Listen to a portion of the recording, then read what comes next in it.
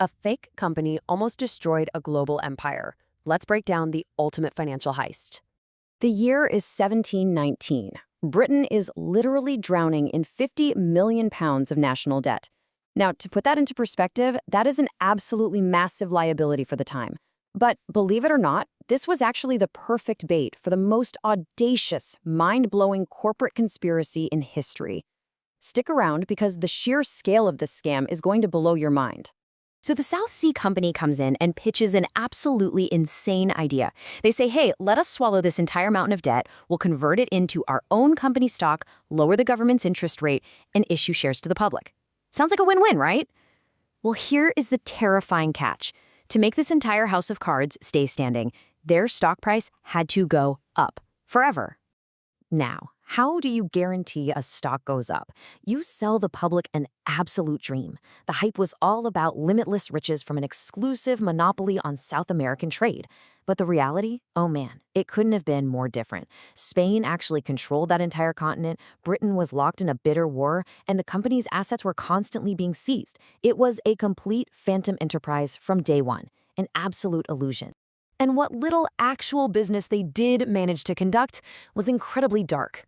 The grim reality is that their primary operation was the brutal, horrific transport of over 34,000 enslaved Africans.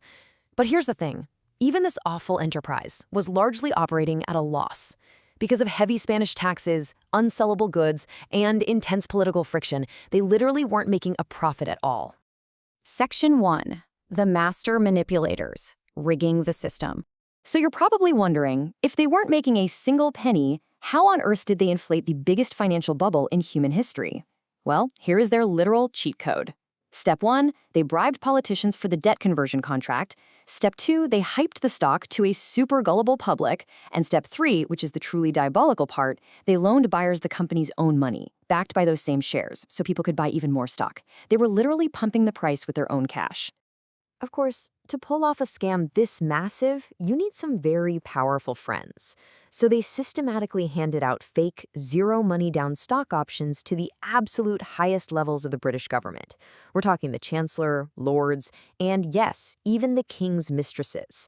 The entire government was completely compromised. But then, they hit a snag. Other scammers saw how filthy rich the South Sea directors were getting and started spinning up their own fake joint stock companies. So what does the South Sea Company do? They actually manipulate Parliament into passing the Bubble Act of 1720. This effectively outlawed all those competing bubble companies. They crushed the competition and made their scam the only legal game in town. Talk about rigging the system. Section 2. The Madness of Crowds, the 1720 Fever. Okay, just listen to this explosion in price. Driven by pure, unadulterated greed and aggressive hype, the stock crept from £100 a share to £114 in the spring of 1720. By June, it hit £890. And by August, an astronomical £1,000 a share. Literally everyone, from peasants to lords, was taking out massive loans just to buy in. It was an absolute frenzy. Just to put this total madness into perspective for you, at its absolute peak, the company had injected £5 million of new, fake money into an economy where the entire GDP was just over £64 million. It was this trembling, massive financial house of cards, just waiting for a single spark to bring the whole thing down. And the suspense of this entire story hinges on one fatal flaw. What exactly happens when a company lends out money to buy its own stock and those first installment payments finally come due? How long could they possibly hide the fact that they weren't actually making a profit? Section 3. The spectacular crash. The illusion shatters. Well, in September 1720, those massive loans came due, and everyday investors realized they had no actual cash to pay them. So they had to sell their shares to pay the company back. The result? A catastrophic, unstoppable wave of panic selling. The stock plummeted from £1,000 down to a miserable 150. Massive fortunes, entire lifetimes of wealth, completely evaporated in mere weeks. The systemic carnage was just absolute.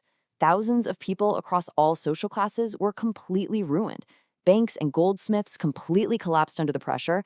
The massive web of cabinet corruption was suddenly exposed to a furious public, and all 33 directors were removed. The entire financial system of Great Britain basically stood on the brink of total annihilation. Section 4. The shocking aftermath. Geniuses and scapegoats. Enter Robert Walpole, the First Lord of the Treasury. He stepped in to save the system and, frankly, calm down the extremely angry mobs. How? By becoming the ruthless hero of the hour. He stripped the disgraced company directors of an average of 82% of their personal wealth to compensate the victims. And in the process of cleaning up this mess, he secured his place as the dominant figure in British politics. But honestly, perhaps the most incredible detail of this entire saga involves one of the smartest men to ever live. Even Sir Isaac Newton, yes, the literal guy who discovered gravity, was swept up in the frenzy. He lost the equivalent of nearly £2 million in today's money. It just brilliantly goes to show you that absolute genius is no defense against market mania. Even the brightest minds on Earth are susceptible to the fear of missing out. Now, you'd probably think a company that caused this much utter destruction would be immediately erased from history, right? Astoundingly, no. Stripped of all its illusions, the hollowed-out South Sea Company lingered on like a ghost, quietly managing government debt for more than a century, until it was finally disestablished in 1853. Which leaves us with one final fascinating thought for you to take away from all this. If the absolute brightest minds of 1720 fell for a financial monopoly built purely on sand, what modern economic illusions are we blindly buying into today? History absolutely repeats itself, especially when there's money to be made. Always question the hype. Thanks for joining me, and I'll see you in the next explainer.